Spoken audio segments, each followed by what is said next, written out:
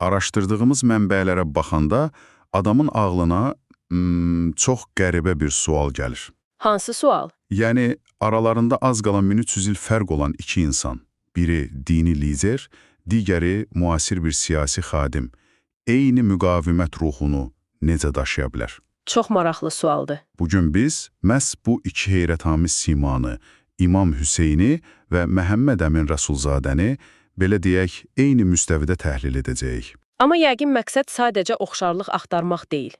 Qətiyyən. Məqsəd daha dərindir. Biz siyasi nəzəriyyət çərçivəsindən baxacağıq. Yəni, bir hakimiyyəti qanuni edən nədir? Və daha önəmlisi, bir insan nə vaxt və niyə xeyr demək məcburiyyətində qalır? Baxın, bu, əslində bütün siyasi tarixin bəlkə də ən təməl sualıdır. Hakimiyyət gücünü hardan alır? Bəli, mənbəyi nədir? Tanrıdanmı, xalqın iradəsindənmi, yoxsa sadəcə, necə deyim, silahın gücündən? Məhz bu suallara verilən cavablar sivilizasiyaları formalaşdırıb. Hüseyn və Rəsulzadə hekayələridir. Məhz bu sualın sınağa çəkildiyi iki möhtəşəm andır.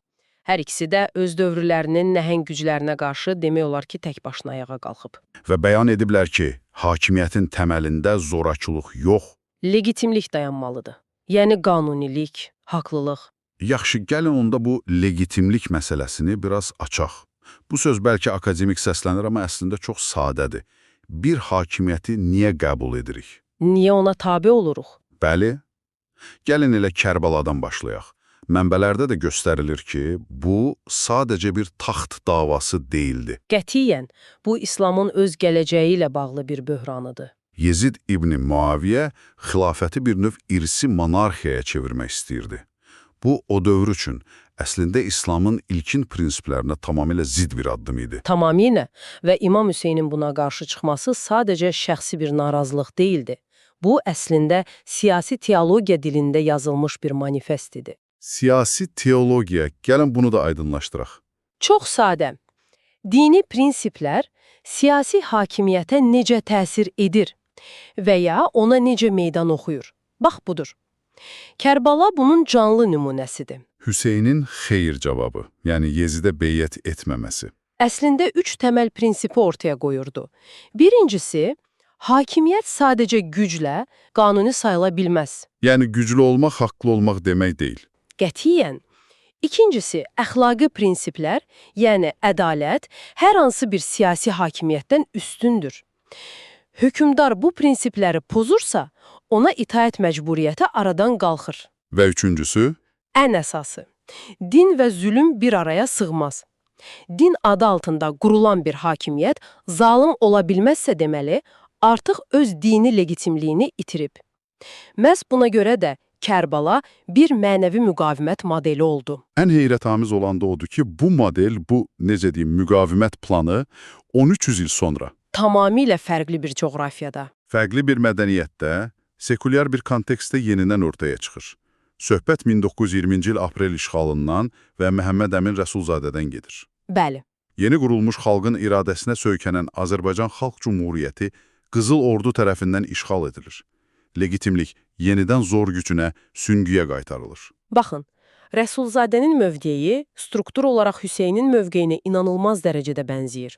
Amma burada kritik bir fərq də var. Nədir o fərq? Hüseynin müqaviməti dini legitimliyə, yəni Allahın iradəsi və ədalətə əsaslanırdı. Rəsulzadə isə tamamilə dünyəvi bir prinsipə, millətin iradəsinə. Deməli, eyni modelin fərqli əsrlərdə, fərqli dillərdə danışmasıdır bu. Tamamilə.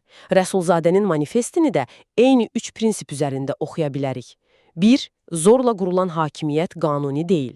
2. Milli iradə hakimiyyətin yeganə mənbəyidir. Və 3. Məğlubiyyət prinsipi aradan qaldırmış. Məhz bu. Bu çox vacibdir. Onun o məşhur sözü var axı, bir kərə yüksələn bayraq bir daha enməz. Bu çox vaxt sadəcə bir şüar kimi qəbul edilir. Amma mənbələrdə bu daha dərin bir məsələ kimi təqdim olunur. Bəli, çünki bu hüquqi bir fakt deyil. Bu siyasi bir metafizikadır. Yəni? Yəni Rəsulzadə demək istəyirdi ki, siz Bakının üzərindəki bayrağı fiziki olaraq endirə bilərsiniz. Bu mümkündür. Amma bir millətin öz dövlətini qurma haqqını, onun istiqlal iradəsini heç vaxt endirə bilməzsiniz. Anladım. Bayraq parça olaraq ensə də, ideya, o legitimlik haqqı əbədi olaraq qalır. Bəli, fiziki reallığa qarşı mənəvi reallığın manifesti. Eyni ilə Kərbalada olduğu kimi. Bədənlər məğlub ola bilər, amma prinsip məğlub olmur. Deməli, hər ikisi də eyni xeyr cavabını verir, sadəcə fərqli zorakılıq formalarına. Biri irsi monarxiyaya, digəri totalitar imperiyaya. Elədir. Amma bu xeyr cavabı qısa müddətdə nəticə vermədi. Yəni, onlar hakimiyyəti dəyişə bilmədilər. O zaman bütün bunların mənası nə idi? Bu qədər böyük bir bədəl ödəməyə dəyərdimi? Çünki oxşarlıq nəticədə deyil, etik mövqedədir. Onların məqsədi bəlkə də ani qələbə qazanmaq deyildi. Onların mübarizəsi mövcud hakimiyyətin legitimliyini gələcək nəsillər üçün əbədi olaraq sual altına qoymaq idi. Bir növ arxetip yaratdılar. Tam olaraq. Arxetip nədir? Bir hekayənin orijinal planı kimidir. Məsələn, qəhrəman arxetipi var. Anladım. Hüseyn zülmə qarşı çıxan, ədalət axtaran şəhid arxetipini yaratdı. Rasulzadə isə müasir Azərbaycan üçün müstəqillik arxetipini, yəni ideal modelini. O göstərdi ki, istiqlal sadəcə siyasi bir vəziyyət deyil. Həm də əxlaqi bir seçimdir. Bəli. Bu çox fəlsəfi bir müzakirədir. Amma gəlin bir anlıq unutmayaq ki, bu prinsiplərin, bu arxetiplərin arxasında real insanlar, real ailələr və ağlasığmaz faciələr dayanırdı. Əlbəttə. Bu ideyaların insani bədəlini oldu. Kərbəla deyəndə çox vaxt təkcə İmam Hüseyn düşünülür, amma o tək deyildi axı. 72-dən çox insan, bütöv bir nəsil qətlə yetirildi. Bəli, bu mübarizənin ən ağrılı tərəfidir. O 72 nəfərin arasında onun öz oğulları vardı. Əli Ələkbər, hətta Qundağındakı Südəmər körpəsi Əli Ələsgər. Dəhşətdir. Qardaşı ordusunun bayraqdarı Abbas İbni Əli başda olmaqla digər qardaşları, qardaşı İmam Həsənin yeniyetmə oğulları. Bunlar sadəcə adlar deyil. Bunlar bir insanın öz əqidəsi uğrunda ən əzizlərini fəda etməsinin mənzərəsidir. Və bu ailə faciəsi sanki güzgüdəki bir əks kimi əsrlər sonra Rəsulzadənin də taleyində təkrarlanır. Çox vaxt onun mübarizəsini ancaq özünün mühacirət həyatı ilə məhdudlaşdırırıq, amma da gəlir. Bu, onun mübarizəsinin dərinliyini anlamaq üçün bəlkə də ən vacib məqamdır. Bəli, çünki totalitar rejimlər təkcə fərdləri cəzalandırmır. Onlar fərdin ideyasını öldürmək üçün onun kökünü, yəni ailəsini məhv etməyə çalışırlar. Bu, ən qəddar metoddur. Bəli, rejim onun qisasını bütün ailəsindən aldı. Faktlar həqiqətən sarsıdıcıdır. Onun həyat yoldaşı Ümbülbanu xanım və böyük qızı Lətifə, Qazaxıstanın o cəhənnəm kimi sürgün düşərgələrində aclıqdan və soyuqdan dünyasını dəyişir. Allah rəhmət eləsin. Böyük oğlu Rəsul 1938-ci ildə güllələnir. Mənbədə bir cümlə var, adamın beyninə həkk olunur. Bu xəbəri eşidən Ümbülbanu xanımın ürəyi partlayır və o da vəfat edir. Dəhşət. Kiçik qızı Xalidə bir yol tapıb sürgündən gizlicə Bakıya qayıdır. Amma qısa müddət sonra burada müəmmalı şəkildə yoxa çıxır. Hətta kürəkəni də güllələnir. Təsəvvür edin, Rəsulzadə mühacirətdədir və bütün bunları eşidir, amma heç nə edə bilmir. Ən dəhşətlisi isə ailəsinə kömək etməyə çalışanda. Həyat yoldaşından bir məktub alır. Bəli, Ümbülbanu xanım yalvarır ki, daha bizə məktub yazma, sənin məktubların bizim üçün ölüm fərmanı deməkdir. Rejim təkcə insanları deyil, onlar arasındakı o son ümid bağını da qırmağa çalışıb. Bütün ailəsindən o böyük nəsildən sağ qalan yeganə övladı Azərsə, bütün ömrünü Qazaxstanda sürgündə yaşamağa məcbur olur. Atasını isə son dəfə cəmi 2 aylıq körpəykən görüb. Bu, bir ideya uğrunda, bir istiqlal sevdası uğrunda təkcə bir insanın deyil, bütöv bir ailənin, bir nəslin ödəyə biləcəyi ən ağır bədəldir. Məhz bu, tarix kitablarındakı quru rəqəmlərin arxasında bax, belə dərin insani faciələr gizlənir. Yaxşı, bu qədər fədakarlıq, bu qədər ağrı, bütün bunlardan sonra bizə bugünə qalan nədir? Mənbələrdə çox analitik bir sual qoyulur, bu sual bütün müzakirəmizi yekunlaşdırır əslində. Buyurun.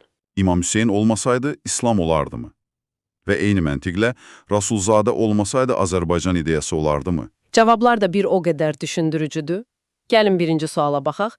Bəli, çox güman ki, İslam institusional bir din olaraq, yəni namazı, orucu qaydalarıyla mövcud olardı. Çünki dinlər böyük sosial institutlardır. Düzdür. Amma Kərbəla hadisəsi zülmün din adı ilə müqəddəsləşdirilməsinin qarşısını alan mənəvi bir sədd çəkdi. Başqa sözlə, Hüseyn İslamın fiziki mövcudluğunu deyil, onun əxlaqi nüvəsini, vicdanını qorudu. Göstərdi ki, ədalət olmayan yerdə din sadəcə bir rituala çevrilə bilər. Bəli, İndi gələk ikinci suala. eyni məntiqlə Rasulzadə olmasaydı da yəqin ki, Azərbaycan adlı bir xalq, bir coğrafiya mövcud olardı. Əlbəttə olardı. Amma Rəsulzadə və silahdaşları bu xalqın sadəcə etnik bir kütlə olmadığını sübut etdilər. Onun müasir, müstəqil bir dövlət qurmağa qadir, siyasi bir millət olduğu ideyasını sistemləşdirdilər. Yəni o sadəcə 23 aylıq bir dövlət qurmadı. O, gələcək nəsillər üçün dövlət ideyasını qurdu və legitimləşdirdi. Məhz onun yaratdığı bu ideoloji təməl 70 il sonra 1991-ci ildə Azərbaycanın müstəqilliyini bərpa etməsi üçün güclü bir mənəvi dayaq oldu. İnsanlar bilirdilər ki, onlar sıfırdan bir şey yaratmırlar, öz qanuni haqlarını bərpa edirlər. Məhz belə. Bəs bütün bunların bizim üçün, yəni dinləyicilərimiz üçün bugünə aid mənası nədir?